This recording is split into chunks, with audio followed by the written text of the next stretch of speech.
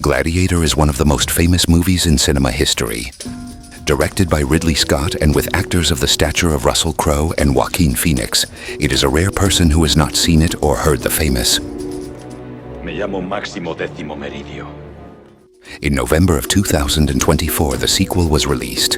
In it, we follow the story of Hanno, the son of Maximus, and his story of revenge in the Rome of the twin emperors, Geta and Caracalla. But the film has a problem. These are not Geta and Caracalla. Let's rewind to the end of the first film. The villain Commodus is shot down by Maximus in the arena of the Colosseum. But obviously this did not happen that way. In the year 129, Commodus is assassinated by a freed slave. The murder is part of a conspiracy involving the emperor's concubine and the head of the Praetorian Guard. Quickly, Pertinax, the prefect of the city and supposedly part of the conspiracy, is appointed emperor by the Senate.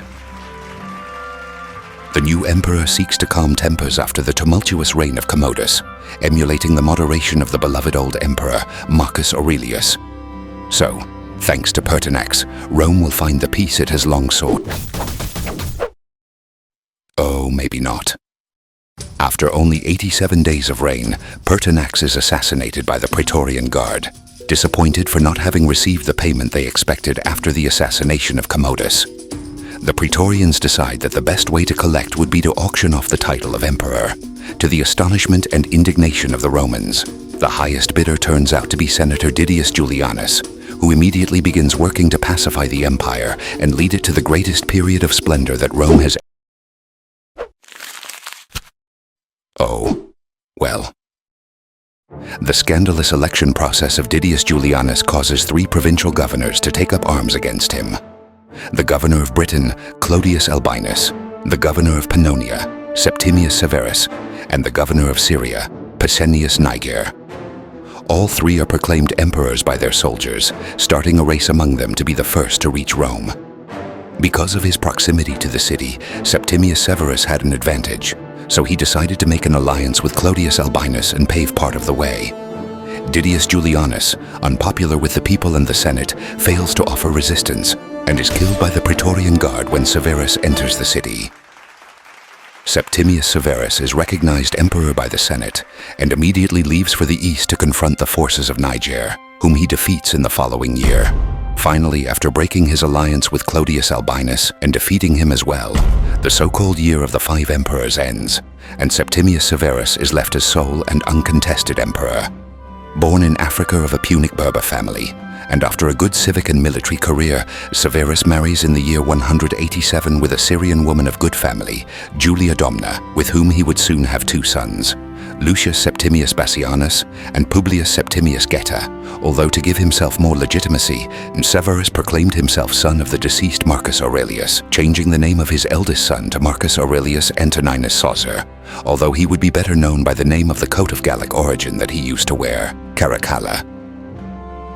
Severus's reign would have a rather military orientation, focusing on taking care of the army with salary increases and passing laws that benefited the military. He also launched several campaigns against the Parthian Empire, obtaining many of its treasures and the annexation of the new province of Mesopotamia. During the reign of Severus also highlights the role played by his wife. Unlike the minor role that used to have the emperor's consort, Julia Domna exerts a great influence on her husband and the government, earning numerous titles and the respect of the court, power that later will also exercise with their children. Severus appoints Caracalla as co-emperor, and for 10 years he will help his father to rule the empire, until in 209 Severus also gives his second son, Geta, the rank of emperor. In the year 211, during a campaign in Britain, the emperor Septimius Severus, ill with gout, dies along with his sons. Both succeed him as co-emperors immediately, but the bad relationship between the 2 brothers complicates things. During the march back to Rome, Caracalla and Geta argue continuously about any matter. Their enmity becomes so great that they consider dividing the empire between the 2, a decision that will only be avoided by the intervention of their mother, Julia Domna.